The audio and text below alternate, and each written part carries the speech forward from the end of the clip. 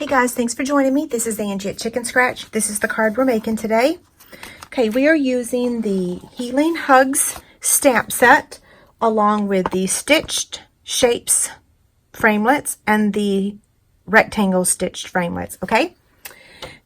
I'm going to switch this up. I made this card over on Facebook during my Facebook Live video, and someone asked if it would look good with Calypso Coral. So I'm going to make it in Calypso Coral since I already have two of these now with Coastal Cabana. Everything stays the same. The only thing we're doing is just changing the color. So Calypso Coral measures 5.5 by 4 1/4. The inside piece, that's this, let me show you how it opens. It opens like that. That measures 3.5 by 8.5. We've got scraps of Whisper White for all of our stamping. This can be any size, but mine is 3.5 by 7. Another piece of Calypso Coral that measures 3 1/4 by 4. And then the Calypso Coral Designer Series paper. This is in the stacks, and this one is in the Subtles pack, whereas the Coastal Cabana is in the Brights pack, okay? So first thing we'll do is go ahead and score the Whisper White layer to be our inside of our card, okay? So I'm going to place it on the 8.5 inch side and score it at 4 1/4. So just like a standard card. And then fold it over. Okay, now this layer can go ahead and get attached right just like that, okay? So I'm going to take my liquid glue because I want to be able to move it around if I don't get it on there straight.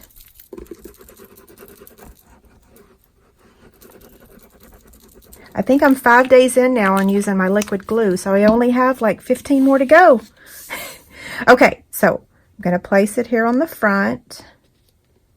And sometimes if you don't use the same trimmer, you might be a hair off. If you are, you can always take it back to the trimmer and cut that little piece off. Some of you can do it with your scissors. I'm not that great with my scissors, so I would just trim it with my trimmer.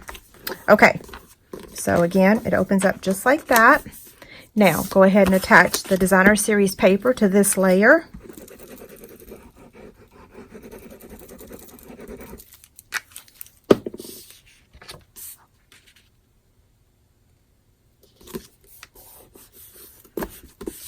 And then this is going to get attached right there. So same thing.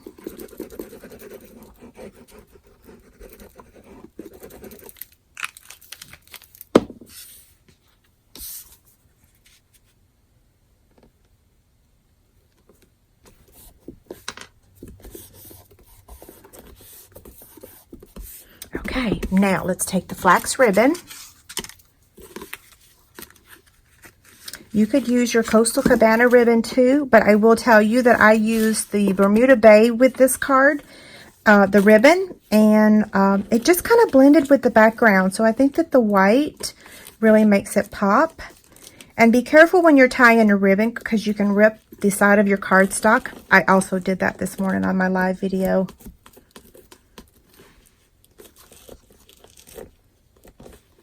I love this flax ribbon. This is in the Occasions catalog.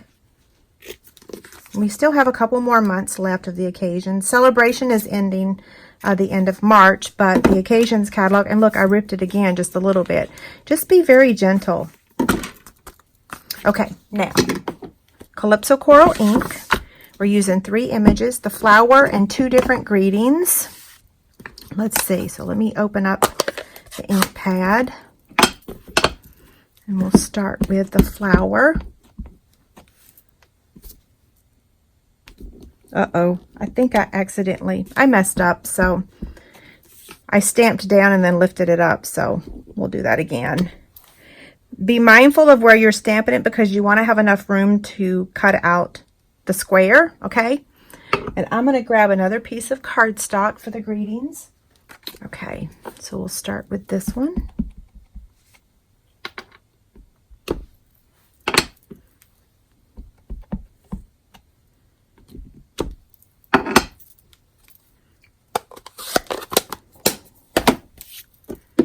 Okay, so I'm going to get the Big Shot real quick. Okay, so Big Shot, magnetic platform, and a cutting pad. We'll start with the flower.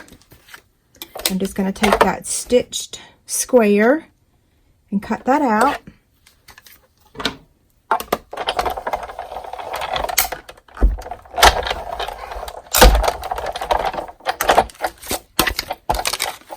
There's that one. It looks beautiful, doesn't it?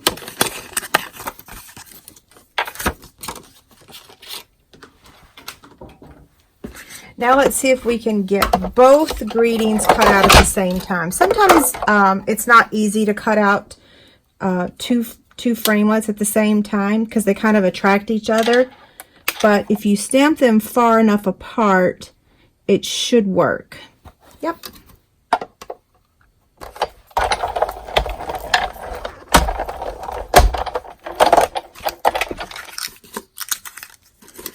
Okay, so there's our greetings. Here's our flower.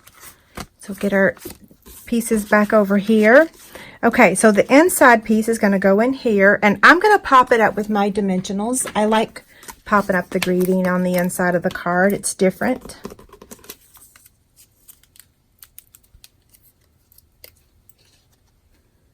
Okay, there. Now this one, you have to be careful about where you place your dimensionals on here because you want to make sure that you don't place a dimensional on top of your ribbon. It kind of makes it a little bulky. So you want to put your dimensionals up here and then maybe in the corner, okay? So I'm going to place 2 up there and then 1 down here at the bottom corner. And let me show you how this is going to get attached, just like that. So I'll go ahead and add this, and then we're going to use glue dots and a dimensional to attach the greeting. I'm just trying to make sure I have it straight. Okay, now this one's going to get a dimensional on the bottom and then glue dots at the top, okay?